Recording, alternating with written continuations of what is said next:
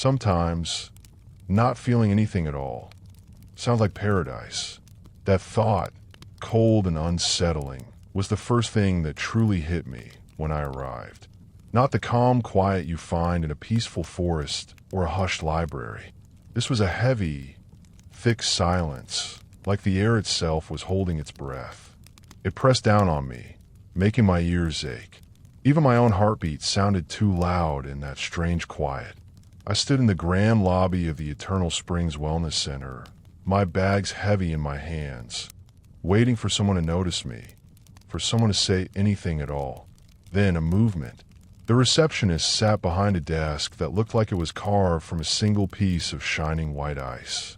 She had skin so smooth it seemed unreal, like a picture that had been touched up too much. Her smile was wide and perfect, but her eyes didn't move. They were vacant, glass-like, and stayed fixed on mine for a full 3 seconds longer than felt normal, and she didn't blink once. A low, almost imperceptible hum seemed to emanate from the very walls, a subtle vibration that hinted at something deeper at play. "Welcome home, Sarah," she said, her voice like soft, smooth silk. But it was too smooth, like a sound made by a computer, not a person. I hadn't told him my name. A shiver went down my spine, but I tried to act normal. The marble floors stretched out, endless and gleaming, in every direction. Every single thing in the lobby was white. The tall walls, the soft-looking chairs, even the plants in large pots looked bleached of all color, like ghosts of living things. Very soft music played from speakers I couldn't see. It wasn't a song I knew. The melody seemed to start, then stop, then start again, never quite finishing, looping back on itself in a way that began to get on my nerves. It was like a half-remembered dream you could never quite grasp, always just out of reach. "Your room is ready," the woman continued, still smiling that unchanging smile. "Dinner's at 6, and your mandatory wellness assessment is at 7. She handed me a key card. The plastic felt strangely warm against my cold fingers, as if it had been held for a long time. I gripped it tight, needing something real to hold on to. I had come here, I guess, for the same reasons as everyone else. My life had slowly fallen apart in the last year, piece by piece. First, I lost my job at the marketing company after 15 years of hard work. Then, I found my husband in our bed with his personal trainer, a betrayal that shattered my world. And worst of all, I watched my mother die alone in a hospital room because I was stuck in traffic 40 minutes too late to say goodbye to her. Grief and anger had been eating at me, leaving me exhausted and hollow. The shiny brochure for Eternal Springs had promised big things, total life transformation, and a rebirth of the authentic self. At $3,000 for 2 weeks, I hoped it would deliver something truly amazing, something that could fix me. I just wanted to feel normal again, to feel anything but the dull ache in my chest. My room was on the 3rd floor. I walked down a long hallway lined with identical white doors, one after another, all looking exactly the same. The carpet was so thick and soft that my shoes made no sound at all. It was unnerving, like walking through a dream. I passed other guests in the hallway. They were men and women of different ages, but they all moved the same way.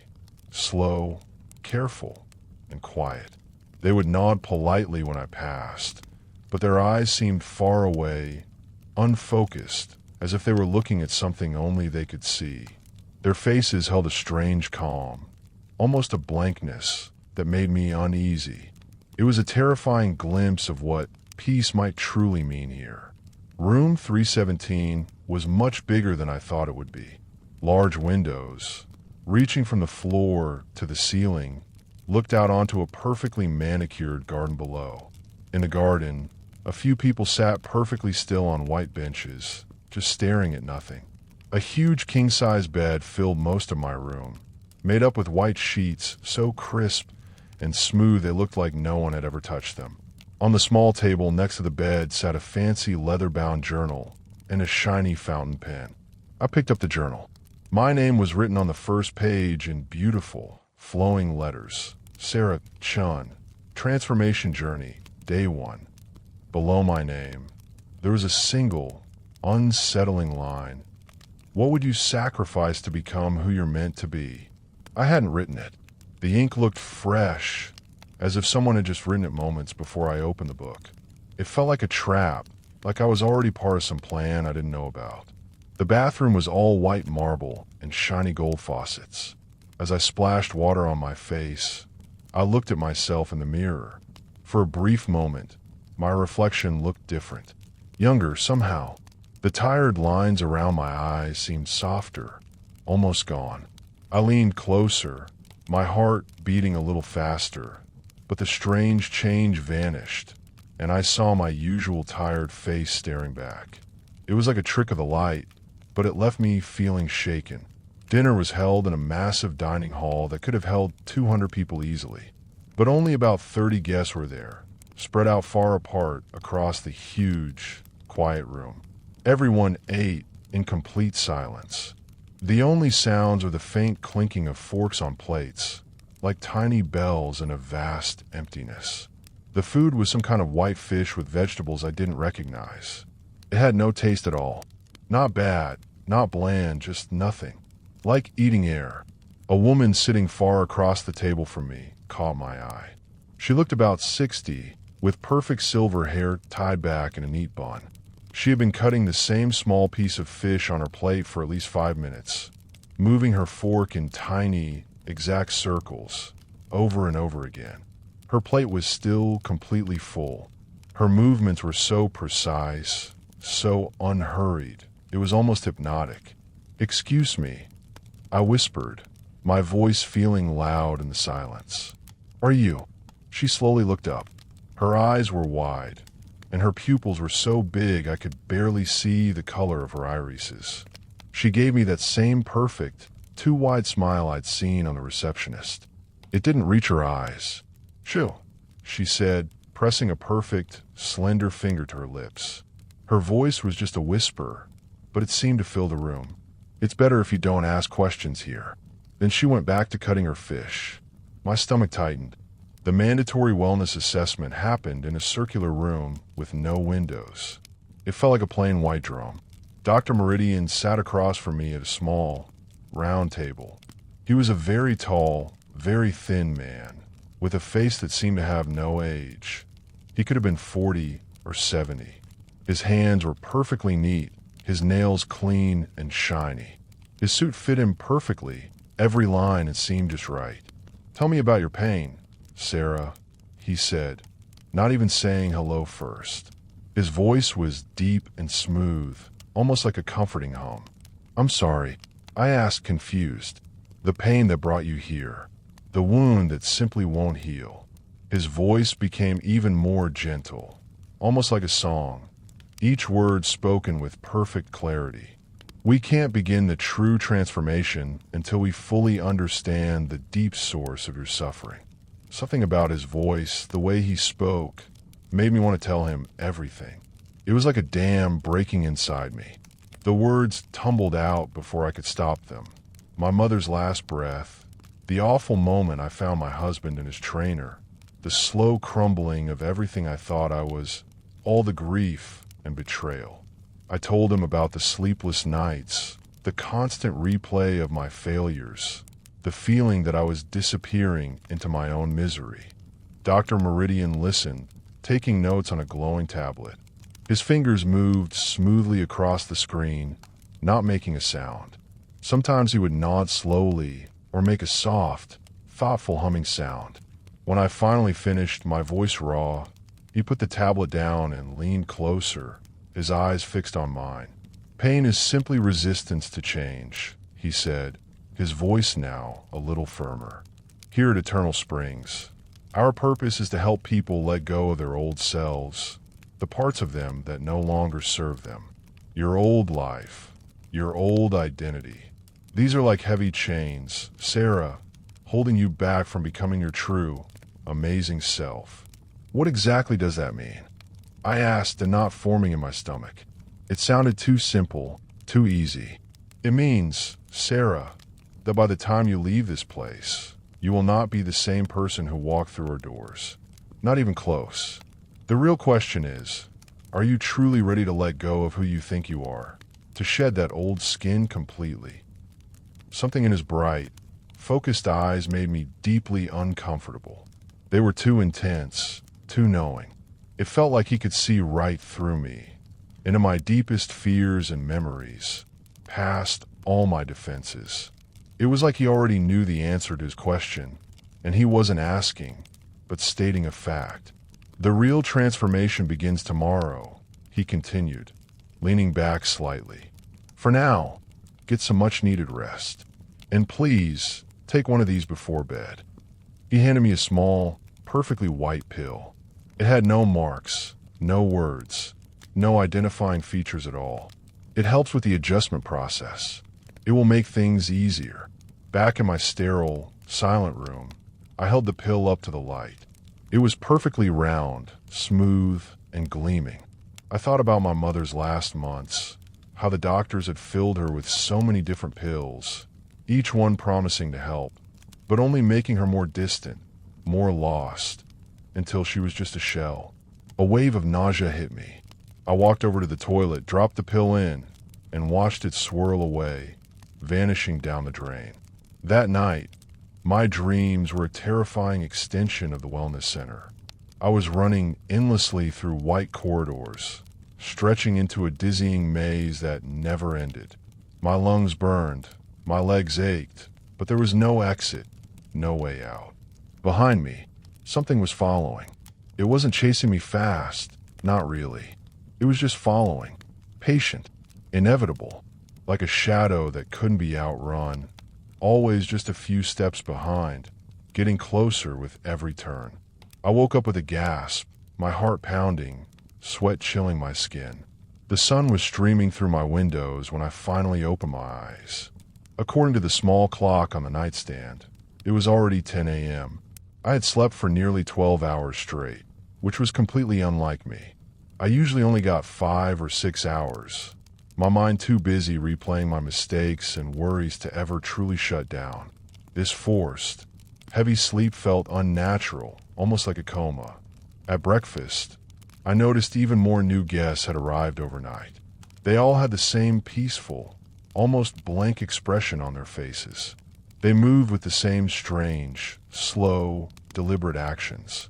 A man sitting next to me was stirring his coffee in perfect, unending circles over and over again.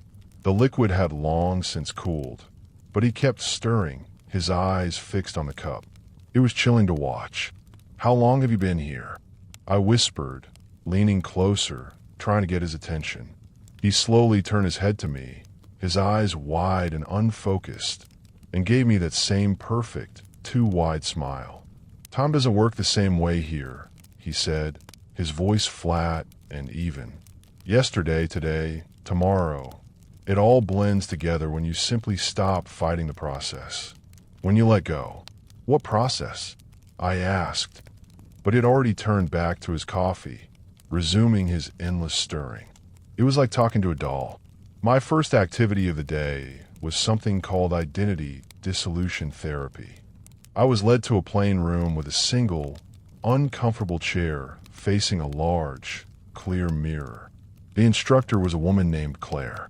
She had the same eerily smooth, airbrushed skin as the receptionist. She handed me a black marker. "Write down everything you think you are," she said, her voice soft but firm. "Every single label, every role you play, every characteristic you use to define yourself. Don't hold anything back." I started writing. Mother, wife, daughter, marketing professional. Then I wrote smaller, more personal things. Night owl, coffee addict, chronic worrier, people pleaser, perfectionist. The list grew longer and longer, covering the entire mirror.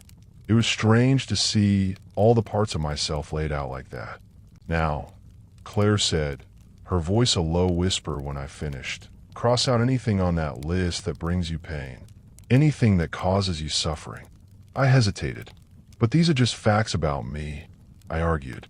"How can a fact bring me pain?" "Are they?" Her voice had that same strangely hypnotic quality as Dr. Meridian's. Or are they simply stories you keep telling yourself? Stories that limit you? Every label is a limitation, Sarah. Every identity is a prison, a cage you build around yourself. Against my will, my hand moved. I found myself crossing out wife first, a sharp black line over the word that used to mean everything. Then daughter. The marker felt heavy in my hand, like a tool for destruction. It felt wrong, but a part of me felt a strange, fleeting sense of relief with each line. Good, Claire whispered, her perfect smile widening slightly. Now look in the mirror, Sarah, and tell me, who are you? I stared at my reflection.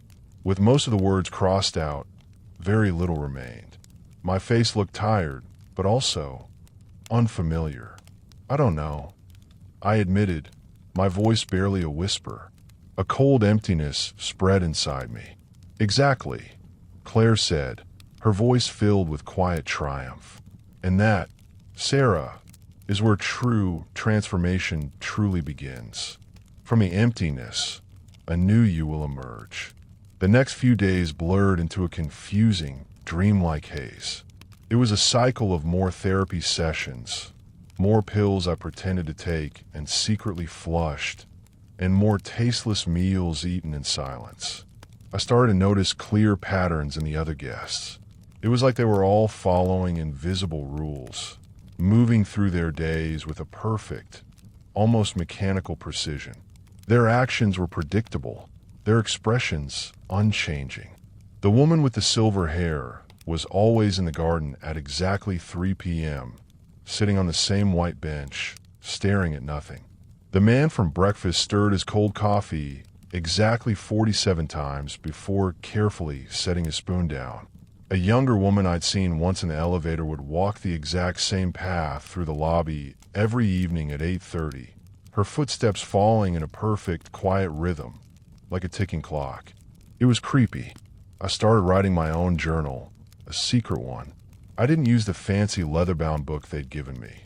Instead, I used a small, plain notebook I had managed to hide deep in my suitcase. Something told me that what I was seeing, what I was writing, needed to stay absolutely secret. I wrote down every strange observation, every unsettling detail, every conversation that made my skin crawl. It was my way of holding on to reality, of proving to myself that I wasn't going crazy. On the 5th night, I simply couldn't sleep. The pills they gave me each evening, even though I wasn't swallowing them, seemed to be getting stronger. A heavy, persistent drowsiness seeped into my body, as if it was coming from the very walls of the room, through the air itself. It felt like my mind was being slowly fogged. I decided to explore the building. I couldn't just sit there and wait for whatever was coming. The long corridors were very dimly lit after midnight. Only a few emergency lights glowed faintly, casting long, twisting shadows that danced around me as I moved. I walked very carefully, my bare feet making no sound on the thick, plush carpet. Most of the guest rooms were dark, but from a few, I could hear faint, soft voices. They weren't conversations, not really. It sounded more like recitations, the same words repeated over and over again in flat, monotone whispers. It was a chill-inducing sound. I pressed my ear to one of the doors and listened intently. I could just barely make out the words. I released my past. I embrace my new self. I am who I am meant to be. The same phrase, repeated endlessly. It sounded like a mantra, a prayer, a surrender to something I couldn't name, something terrifying. At the very end of the hallway, almost hidden in the shadows, I found a door marked staff only. To my surprise, it was unlocked. My heart hammered against my ribs, but I pushed it open. Inside was a narrow, dark staircase leading upward. It looked like it went to some kind of observation deck. I climbed carefully, one silent step after another, my breath catching in my throat. The deck opened up, overlooking the main garden below. What I saw made my blood run cold, freezing me in place. Dozens of guests, the very same people I'd seen in the hallways and dining hall, were standing in perfect, neat rows in the moonlight. They were completely motionless. Their faces were turned upward, all looking towards the building where I stood. But their eyes were closed. They weren't looking at anything. They were just waiting. Waiting for what? As I watched, frozen in horror, they began to move in unison. It wasn't walking exactly. It was more like a slow, rhythmic swaying, gentle back and forth motion that reminded me of sea anemones moving together with the ocean current. It was beautiful and graceful, yet utterly, deeply wrong at the same time. Then, they started to hum. The sound was barely there at first, just a low vibration that I felt more in my chest than heard with my ears. But it slowly grew stronger, becoming more complex, more layered. Harmonies piled on top of each other until it became something that wasn't quite music and wasn't quite noise. It was a sound that seemed to bypass my ears completely and go straight into my brain, vibrating deep inside me. I wanted to run, to scream, to break free, but my legs wouldn't move. The humming was doing something to me, making my thoughts feel thick and slow, like wading through deep mud.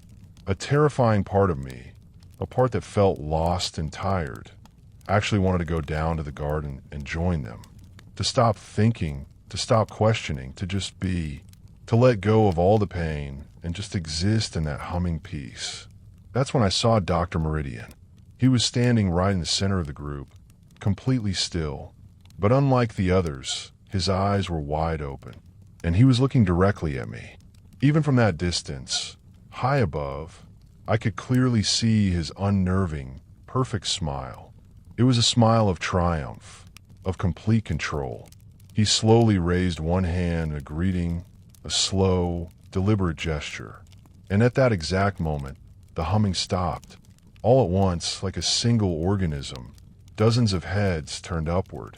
Dozens of eyes, blank and empty, opened and fixed on my position on the observation deck. They'd known I was there all along. My cover was blown. My terror exploded into action. I ran. I scrambled back down the narrow stairs, my bare feet pounding against the metal steps. Back in my room, I slammed the door shut and desperately pushed the heavy dresser in front of it, straining every muscle. My hands were shaking so badly I could barely hold my phone. No signal. Of course, there was no signal. They had thought of everything. I pulled out my secret journal and scribbled down everything I'd just seen. The mechanical movements, the terrifying midnight gatherings, the way Dr. Meridian had looked at me, like I was an expected guest at a dark, twisted party I had never wanted to be invited to. I knew, deep down, that this was the only proof I might have. The next morning, everyone acted like nothing had happened. It was as if the night had been a dream, or I had imagined it all. Breakfast proceeded with the same silent efficiency, the same blank faces. The guests I'd seen in the garden the night before showed no signs of having been outside in the cold moonlight. If anything, they looked even more refreshed, even calmer. Their smiles seemed brighter, their movements even more synchronized, as if they were all puppets on the same invisible strings. "How did you sleep, Sarah?" Dr. Meridian suddenly appeared beside my table, seemingly out of nowhere. Up close, his skin had a strange, artificial quality, like very high-end wax. It was too smooth, too perfect. "Fine," I lied, trying to keep my voice steady. My heart was still racing.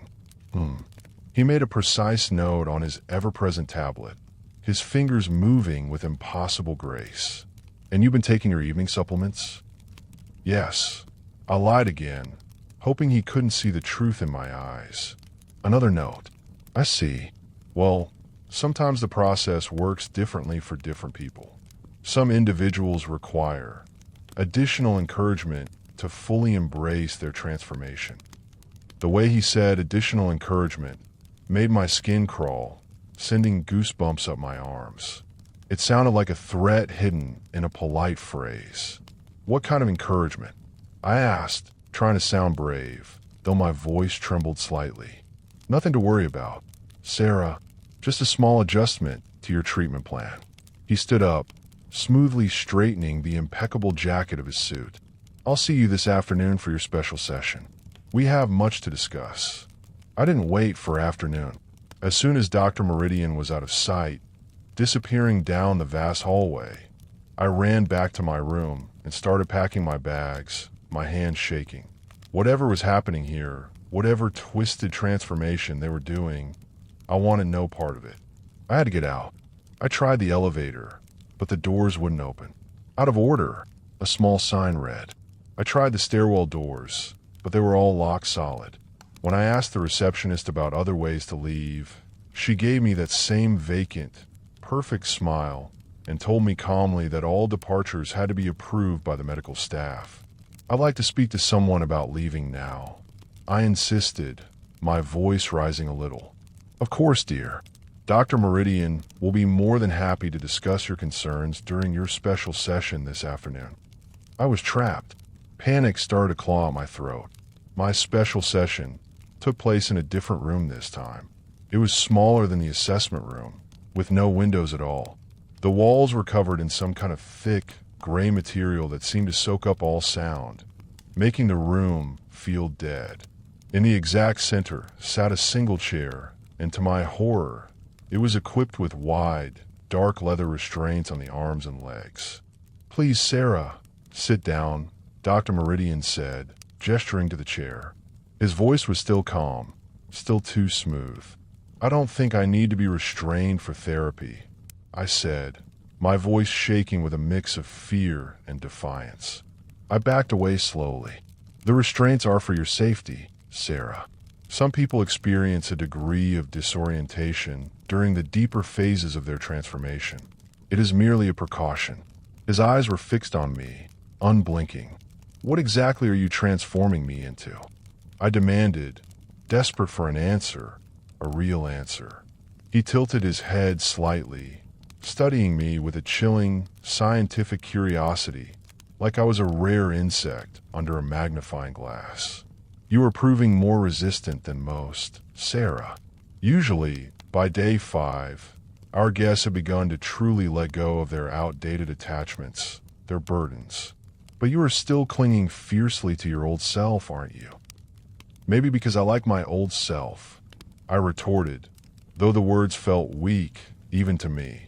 "Do you?" Dr. Meridian's voice was laced with a chilling disbelief. "The woman who arrived here was broken, Sarah. Alone, consumed by endless guilt over her mother's death, burning with rage over her husband's betrayal. She was nothing more than a collection of festering wounds, barely masquerading as a whole person." Each word he spoke hit me like a physical blow, stripping away my defenses. He was right. He knew all of it. "How do you?" "We know everything about our guests, Sarah. Every single trauma, every hidden fear, every secret shame you carry. It's all meticulously documented in your file." He gestured dismissively to his tablet. "The question, then, is simple. Wouldn't you rather be truly free of all that agonizing pain? Wouldn't you rather be truly content? Not if it means becoming like them," I said, nodding towards the door, imagining the blank-faced guests wandering the hallways outside, their eyes empty. "Like them." Dr. Meridian let out a soft laugh, a sound that was the first genuine emotion I'd seen from him, and it was horrifying. "Oh, Sarah, you still don't understand the gift we offer." He touched something on his tablet, and the already dim lights in the room dimmed even further, plunging us into a deeper gloom. A stark, bright projection appeared on the wall behind him. It was a photograph of the silver-haired woman I'd seen at dinner. But in this image, she looked completely different. Younger somehow. Her eyes were sparkling with intelligence and humor, a genuine smile lighting up her face. She looked vibrant, full of life. "This is Margaret," Dr. Meridian said, his voice now almost warm, almost proud. "She came to us 6 months ago, crippled by chronic depression following her husband's sudden death. She couldn't function, couldn't sleep, couldn't see any reason to keep living, trapped in a cycle of endless grief. The image on the wall flickered and changed. Now it showed Margaret as I knew her, serene, yes, but utterly empty. She was going through the motions of existence, but clearly not truly living. Her face was calm, but her eyes held nothing. "And this is Margaret now," he concluded, gesturing to the blank-faced image. Peaceful, perfectly content, truly free from the emotional attachments that were slowly destroying her, liberating her from the weight of her grief and loneliness. "You took away her personality," I whispered, horrified. "We took away her suffering, Sarah." A profound act of compassion. The Margaret you see today experiences no grief, no loneliness, no fear, no regret. She exists in a state of perfect, unchanging contentment. Isn't that something to aspire to? More images flashed on the wall, a rapid slideshow of before and after shots of dozens of guests. In every before picture, there was pain, sadness, anger. In every after picture, the person looked calmer, more attractive, sometimes even younger. But their eyes were all the same, empty windows in empty rooms. Vacant. "The process is quite simple, Sarah," Dr. Meridian continued, his voice resonating in the silent room. "We use a unique combination of precisely controlled pharmaceutical intervention and incredibly advanced neural mapping technology to pinpoint the exact brain patterns associated with negative emotions. Then we simply edit them out. Permanently. You're lobotomizing people," I accused, my voice shaking with disgust and terror. He chuckled, a dry, academic sound. "Such a crude term, Sarah. We prefer to call it selective neural modification. The core personality, the essence of who you are, remains completely intact. We merely remove the burdensome parts that cause such profound suffering. The parts that make us human," I countered, tears stinging my eyes. "The parts that make you miserable," he corrected, his voice hardening slightly. He leaned forward again, his artificial eyes gleaming with a cold, almost predatory light. "Sarah, you have a choice. You can continue fighting this process, clinging desperately to your pain and your trauma and your overwhelming guilt. Or you can simply let go, become who you were truly meant to be, eternally peaceful, forever content." "And if I refuse?" I asked, my voice barely a whisper. His smile widened, stretching his perfect lips. "Well, Sarah, that is the true beauty of our process. Eventually, you simply won't want to refuse anymore. The choice will become clear."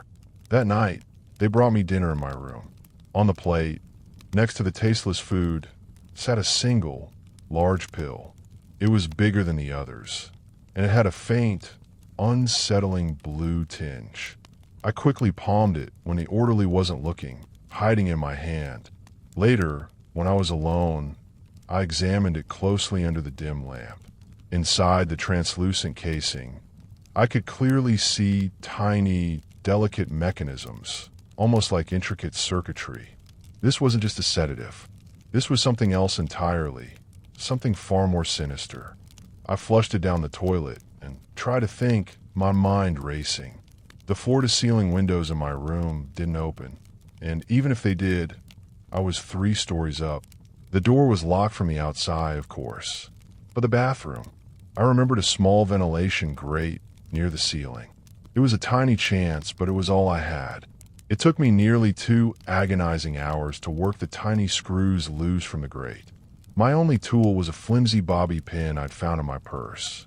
My fingers ached, and sweat stung my eyes, but I pushed on. Finally, with a soft click, the grate came loose. The vent was narrow, barely wide enough for my shoulders, but it opened into a larger, dark shaft that seemed to run between the floors. I could hear faint, echoing voices through the system. Not conversations, but those same mechanical, monotone recitations I'd heard from the other rooms on the first night.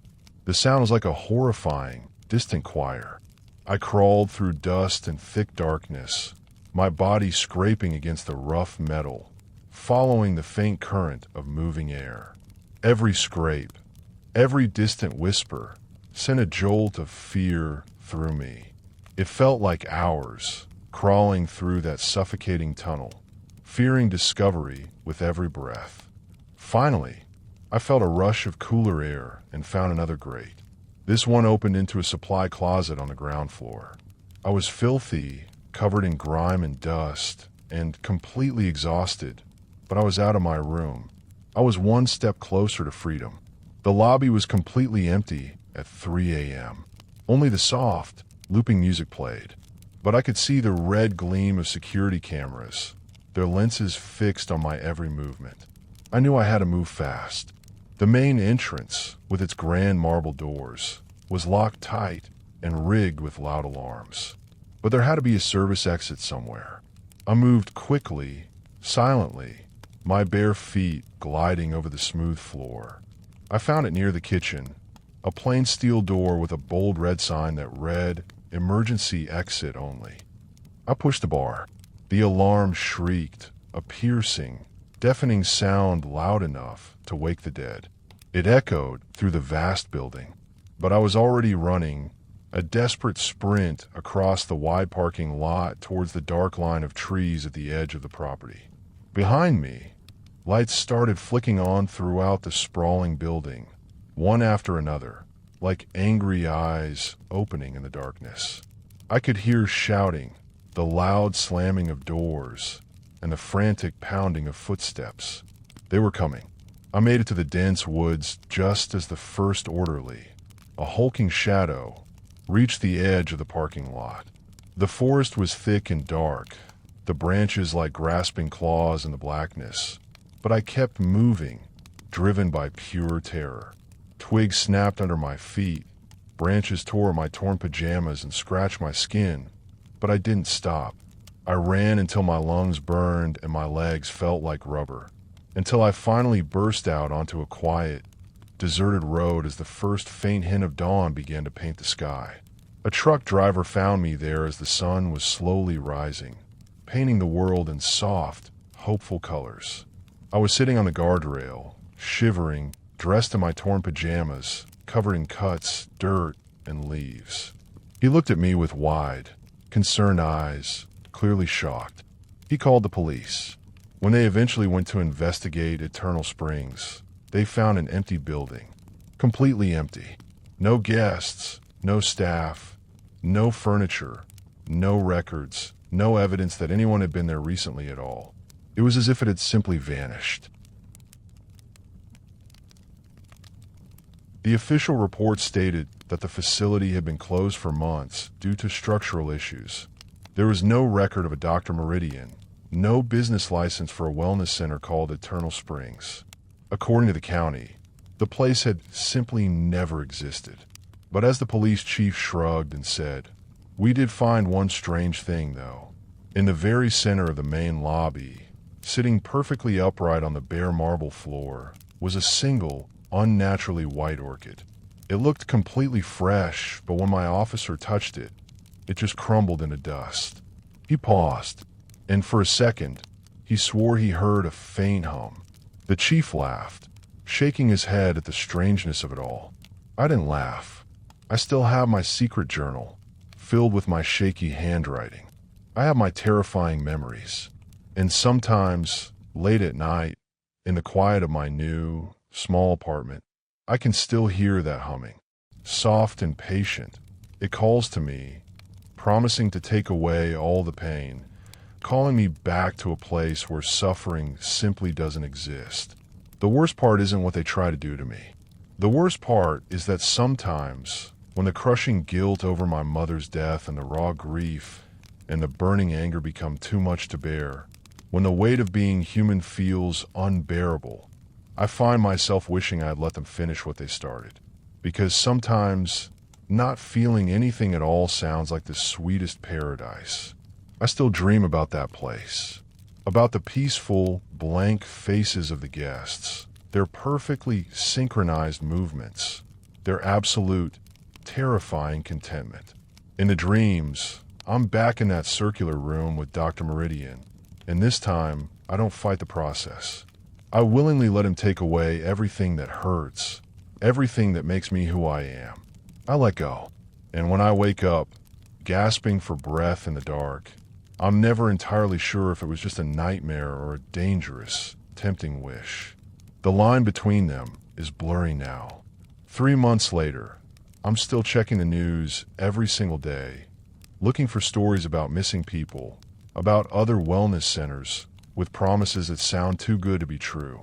I've found a few small articles about places that closed suddenly, with no forwarding address, leaving no trace. Places where people went to find themselves and simply disappeared from their old lives entirely. Sometimes I truly wonder if what I experienced was real, or if the trauma had pushed me into some kind of breakdown, a long, vivid hallucination. But then I remember Dr. Meridian's chilling smile, the strange feel of those intricate pill casings between my fingers, the terrifying sound of dozens of voices reciting their surrender in unison, giving up their very selves. And I remember that he said the process was so simple, that it just required removing the parts of us that cause suffering, the parts that make us human. I'm still human, still suffering, still carrying the heavy weight of every mistake, every heartbreaking loss, every single moment of pain that brought me to their treacherous door in the first place. It's a heavy burden, but I'm free. And some days, when I can truly breathe, that has to be enough. It has to be. Even when the humming starts again, soft and patient, a seductive whisper in the dark, reminding me that somewhere out there, Dr. Meridian is still waiting.